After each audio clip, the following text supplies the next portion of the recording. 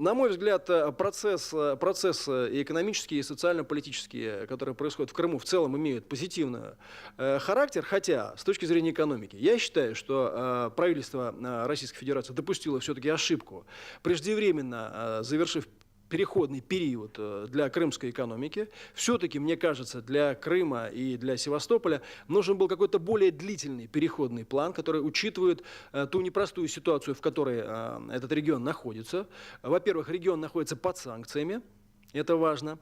Поэтому его нельзя сравнивать с другими регионами Российской Федерации. Вот когда говорят, это такой же регион. Ну какой же он такой, если он находится под экономическими санкциями? И, кстати говоря, эти санкции косвенно, к сожалению, поддерживают и некоторые российские действующие лица. Например, банки.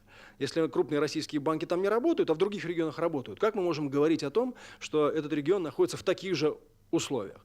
Поэтому я думаю, что Крым по-прежнему все-таки, помимо там, реализации федеральной целевой программы, по-прежнему все-таки нуждается в какой-то компромиссной стратегии, которая бы учитывала сложную ситуацию в местной экономике. И это позволит более позитивно решать имеющиеся проблемы. Что касается социально-политической точки зрения, я считаю, что крымский консенсус, вот, который появился в результате всех этих событий, имеет просто историческое значение и для Крыма, и для России. Он позволил не только поднять волну патриотизма, но сплотить, консолидировать не только российское общество, все российское общество и часть, по крайней мере, значительную часть российской элиты. В любом случае, я считаю, что это был момент выбора. Вот знаете, легко быть в теплице всем хорошим, потому что никаких проблем нет, вызовов никаких нету, а вот именно такие экстремальные ситуации, они заставляют людей определяться. Вот Крым заставил людей определиться. И определиться достаточно жестко. Я считаю, что при всех издержках каких-то бытовых, там, текущих, в историческом плане это момент позитивный. Что же касается ситуации политической в Крыму, Севастополе, нынешней, ну, я все-таки думаю, что она развивается все равно положительно.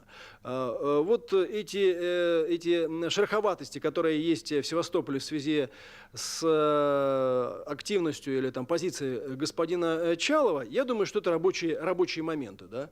Я думаю, что и господину Чалову надо как-то определиться, да, что делать дальше, и понять, что все равно как бы, ну, общее благо важнее любых амбиций. При всем при том, что я с уважением, несомненно, к нему отношусь. И вот, так сказать, я думаю, что как-то уж в Севастополе можно было бы договориться по этому поводу и показать тоже, кроме крымского консенсуса, еще и севастопольский консенсус. Севастопольский консенсус как там пример решения подобных вопросов, может быть, и пример для других регионов. Потому что Крым, я не знаю, кто на кого больше повлиял, Россия на Крым или Крым на Россию. Я слышал, что в Севастополе там чуть ли не более 500 общественных организаций зарегистрировано. Ну, как-то, наверное, можно было бы этим общественным организациям или объединиться в какую-нибудь там ассамблею или ассоциацию или что-то в этом роде.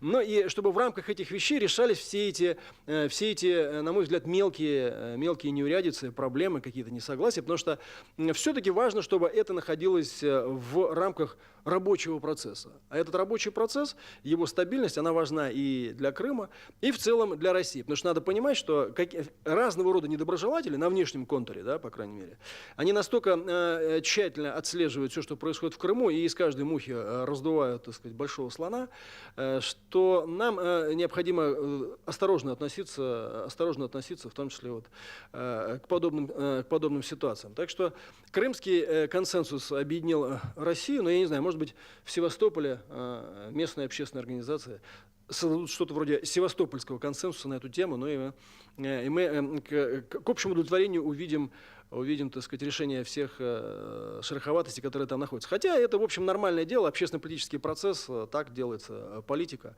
Я здесь ничего такого серьезно отрицательного не вижу. В целом, значение Крыма и крымской весны, русской весны, оно, несомненно, историческое, оно уже вписано в историю, независимо от того, нравится, не нравится, а то, что и, кстати говоря, об этом косвенно свидетельствует и активность наших недоброжелателей на внешнем контуре.